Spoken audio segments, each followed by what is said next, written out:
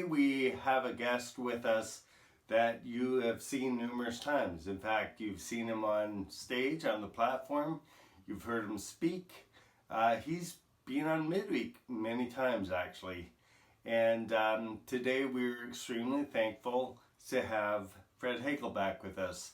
We're going to learn a little bit about Fred and his background, and we're also going to delve into some things that we want to talk about today, just from his perspective on grace and the book of Romans as well. So buckle in, hang on. We're in for an exciting ride with Fred Hagle. Fred, we're extremely thankful that you joined us today. Thanks for being here. Good morning, Stephen. It is good to be with you, and I'm looking forward to the journey this morning. That's right. We've changed the format on you. So we used to have you prepare notes and just share wisdom with us that way, but we're doing it a little more informally, and looking forward to this new way of conversing with you. So I'm just going to shoot some questions at you, and we can have a conversation. And you know, folks are joining us from their living room or wherever. I can guarantee you we're probably dressed better than the majority of our audience is right now. So just relax. Here we go. You know, I would be interested, and I'm sure our audience would be interested in knowing a little bit about your upbringing, where you were raised, how you were raised, and stuff like that. So tell us a little bit about your upbringing. Tell us a little bit about baby Fred. All right, Stephen, I was born in Sarnia, Ontario, and of more recent times, I discovered that I was actually baptized in the Presbyterian Church in Sarnia, but I was raised for my early years in the Free Methodist Church in Sarnia. My parents were, when I was young, my parents were not church-going folks, but my grandparents were the ones who took us to church, and so from those early beginnings, church became a grounding place for me, and then my parents moved around the province. My dad was an automobile dealer. He sold cars for his career. And we lived in Port Colborne and St. Catharines and Peterborough and back to Toronto. And in all of those places, the place where I gravitated to as a young person growing up was always to the church family. So that's a brief little picture of the journey of where I've been. Tell us how you came to know Jesus. Well, that's probably part of this whole journey, you know, because those early years, they were formative years, and it was learning the stories about Jesus in my head, but the shift to the heart didn't really happen until after Carol and I were married in 1967. Our home church in Toronto, Westville United Church, was hosting a special evening for Youth for Christ. And that evening, one of the Youth for Christ staff people was telling a story. And it was a story about a handicapped person and how his life was changed by his relationship with Jesus. And that just brought to mind some of the associations that I had been having of recent with some handicapped folks in Toronto, and that story touched my heart. And I, as John Wesley would once say, my heart was strangely warmed that night. And I got talking with the Youth for Christ worker after the evening. And there was no invite in the service at all. But afterwards, I spoke with him, and we prayed that prayer, that sinner's prayer, if you might call it that. And that was a night early early 1970s when I accepted Christ into my heart. And that shift from knowing all about him went from my head into the heart. Wow, what an experience that must have been for you to have it finally in your heart, rather than just academic knowledge. Do you have any favorite experiences from your new life as a believer? Well, yeah, I think that some of those experiences that I had following, I got involved with Youth for Christ in the west end of Toronto. I was on their board for a time. I got involved with the Billy Graham organization, but I think probably the thing that really impacted me the most, that when I went through school, I was not much for uh, the educated learning. Schooling was not my big thing. And after I came to Christ, um, Carol will tell you that we spent a summer at a beach and I couldn't stop reading enough. I just had to keep reading. I was hungry to read more books about the scriptures, reading the scriptures itself, reading some Christian writers, and just hungry to really learn more. And that was a totally new change for me to sit reading books all summer long because I was hungry for the word. Now, you've mentioned Carol a couple of times. I know her well. Other people may know her from being on your arm. She's your arm candy. She's your jewelry. My favorite piece of your jewelry is Carol. But people that don't know her, can you just tell us how you came to know this beautiful woman and where you met? Just anything you want to share with us. Um, my family moved from Peterborough to Toronto to Etobicoke, the west end of Toronto. I think it was around 1963, and the first place we went to on a Sunday morning was the local United Church, because that's where we had been hanging out for years. And the minister that day came around and visited us on a Sunday afternoon in our home, and I started asking him about the youth group. Is there a youth group at the church? And he said, actually, it's meeting tonight. So I managed to borrow the family car, and I drove over to the church on the Sunday evening, and walked in the front doors of the church, and there was a set of stairs going up to a lobby up a few stairs, and up at the top of the stairs was my future wife, Carol. She was looking over some books. Naively, I thought she was waiting to welcome me, but that was not the case. But she was there for the youth group meeting, and it was about 5 years later that we managed to tie the knot and started a life together. But I found her in the church, and that's where we've been ever since. It's been a journey, right? For you two. You've been through a lot together. It wasn't too long ago that you had your 50th anniversary over in Ingersoll. How were you called to ministry? So I think you've mentioned that Carol was there. Am I correct? Yes, yes. And how were you called to ministry? What did that look like for you? Well, after that story I told you about the night Youth for Christ was at the church, it started a journey of searching, wondering what God was really calling me to. I was working in industry. Straight out of high school, I was not a university oriented person at the time, and I went through several years of really searching deeply. What is God calling me to for the next chapter of my life? And at a low point in the job that I had, the employment that I had at the time, it seemed to be in that low point where God was really speaking more clearly to me.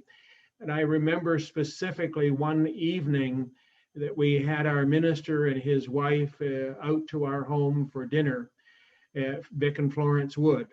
And I was bouncing off all kinds of things with them. I had looked at Youth for Christ. I had looked at Campus Crusade for Christ, even the Billy Graham organization. None of it was working. And I told all of this to the minister and his wife.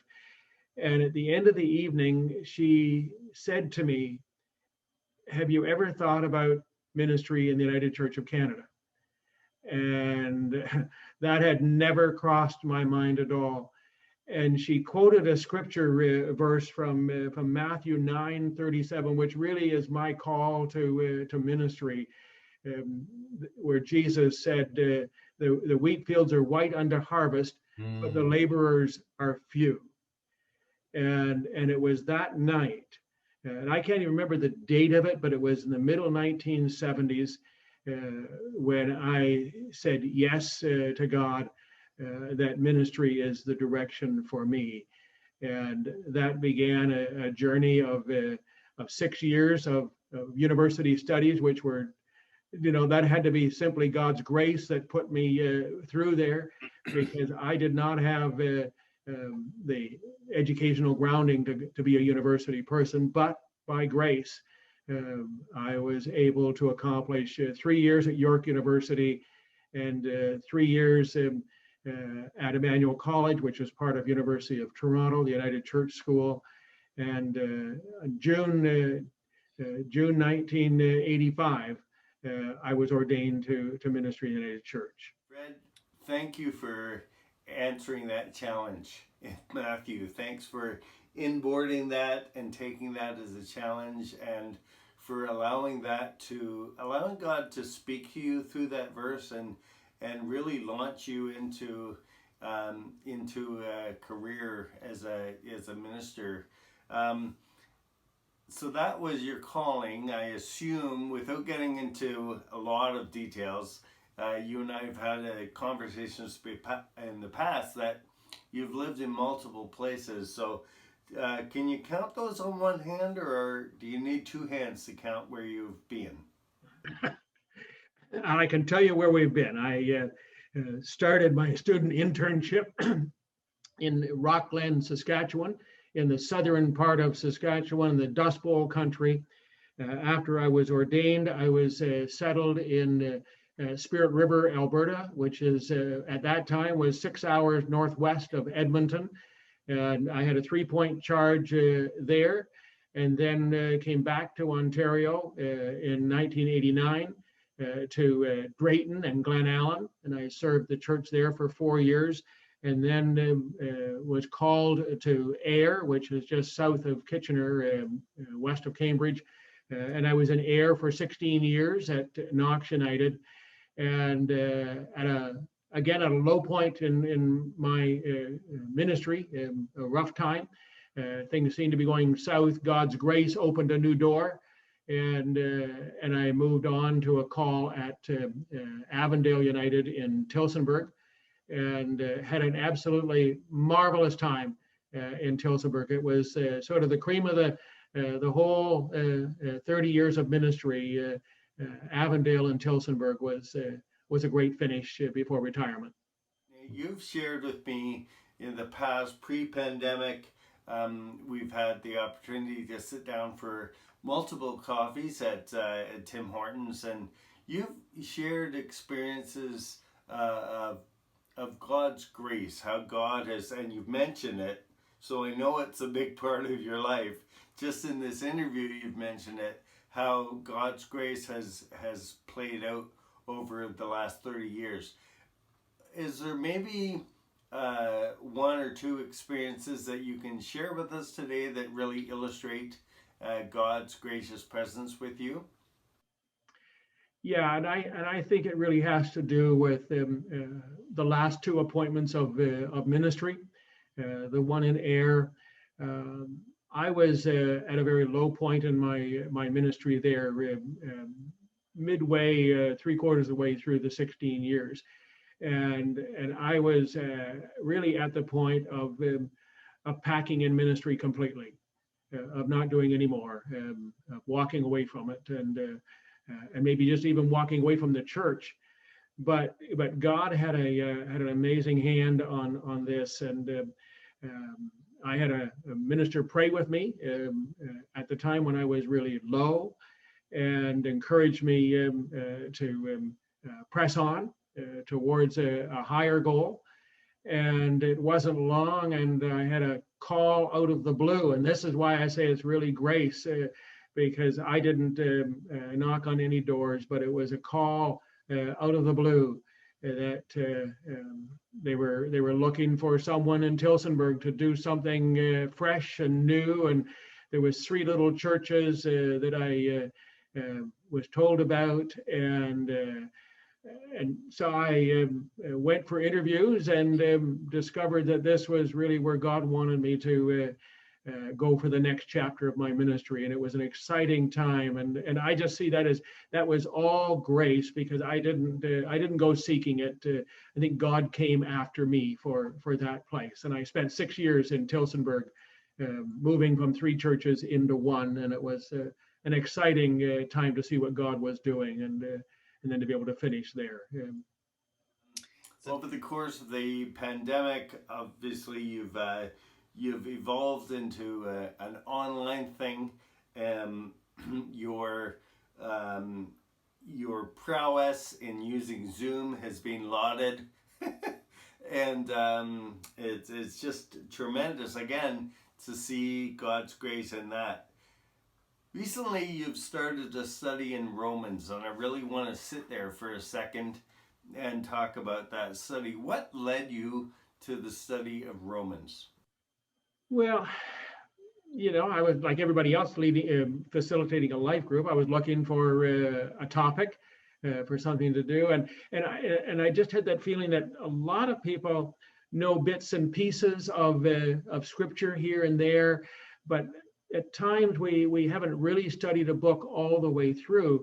And actually, I think it was Carol who mentioned about Romans, and that there was a book that we could get, a participant book, that was co-authored by John Stott. And that caught my interest right there, because we've heard John Stott publicly preach in Toronto, and we've been in his church in England, in London, England, and heard him preach there. So I was kind of attracted. He's a preacher, now passed away, but he's a preacher that I've enjoyed listening to over past years. And so we jumped into doing the Romans study, and it's probably the toughest of all of Paul's letters. And it's been an absolute challenge for sure, but it's been really life-giving and an enjoyable study, especially with not so much with me, but it's with the 15 or so older adults that have joined on this study with us, and it's exciting to find our way through Romans. We're just going to be this week jumping into chapter 10 of Romans, so we're halfway. We're not a little more than halfway. So much as you've made it to chapter 10, and as you've obviously studied ahead to lead your group forward. What do you love so much about Romans? Well, I think I could probably put one word to the whole book from everything that I've read so far. I think there's one word that will capsulize Romans: grace. Wow. You asked me to talk about grace. Yeah. Romans from the beginning to the end is all about God's grace. Yeah, it is a great book. If you had to point someone to one verse in Romans, that's a hard one. That's a hard one, because it's a book that's full of great verses. But could you do that? Well, I knew you were going to ask me that question, and I was this morning breezing through Romans from what we've done already, and it would be so easy to point people to probably the best verse that covers the entire Bible, which is Romans 8, chapter 8, verse 1. there is no condemnation for those who are in Christ Jesus. But I want to go one step further, and I think that the verse that really jumps out for me at this point in the study is the last verse of chapter 10. And I'll tell you what it just begins with. This is of Israel. God says, all day long I have held out my hands. All day long I've held out my hands. This is like the prodigal father waiting for the son to come home. This is about Israel, waiting for Israel to come back into the family. But I think that's the way it is with God, with all of us, that God is all day long, got his arms, his hands outstretched to us to welcome us home. And that's the verse for me that really is jumping out. Certainly 8 verse 1, but chapter 10 verse 21 is a great verse, because it's just that picture of God, hands outstretched to welcome us home. That is a fantastic picture and a fantastic illustration of God's grace. All day long, he has waited. Yeah, that's great. What role? So we were spending some time sitting in Romans and talking about grace. What role do you currently see grace playing in your life? Or you're probably going to say it's just continuing to play in your life. What role is it playing in your life, grace? Well, I guess from my whole life experience, right from the time I was a young kid, I think that grace is there as always a second opportunity, a second chance. When I have stumbled and fallen, God doesn't work like a monopoly board and send us back to go and start all over again. We start where we're at, and I see that working out through what we're doing at IPC in the life group, being able to say to people, to anyone, that God's giving us a new chance right now. We don't have to go back and repeat a whole lot of stuff. We can pick up now, and God is there to take us forward. And so I see that working in my own life. When we're all going to have moments of failure where we've dropped the ball somewhere, but that's where grace really is so important, that God is there just to, okay, let's pick it up and we move on. Like Chris said yesterday with the woman caught in adultery, he just says, just leave it behind and go on, move on. Mm-hmm. Absolutely. And that's a lesson that we all need to inboard, no matter what part of the journey we're on, and no matter what age we are. Younger kids in youth group, or younger adults coming up, or even older adults that you're dealing with, is that we can always circle back to that. I love what you just said, that God doesn't expect to send us back to start the game all over again, but picks us up where we're at. What a tremendous expression of God's grace. Fred, thanks so much for spending time with us today. We truly appreciate it, and we truly garnered some great thoughts from you about grace and Romans as well. So thanks so much for being with us today. Thanks, Stephen. I really enjoyed it myself. Folks, we hope that you've been challenged by our conversation with Fred, and we hope that you'll look at the book of Romans, delve into it for yourself. It's a great read. As Fred said, it's a challenging read to read, but then there are some challenging things said in the book. But it's a great book that encapsulates, I believe, what Fred was expressing today, the word grace. So God be with you this week, and we can't wait to see you again in person. Cheers.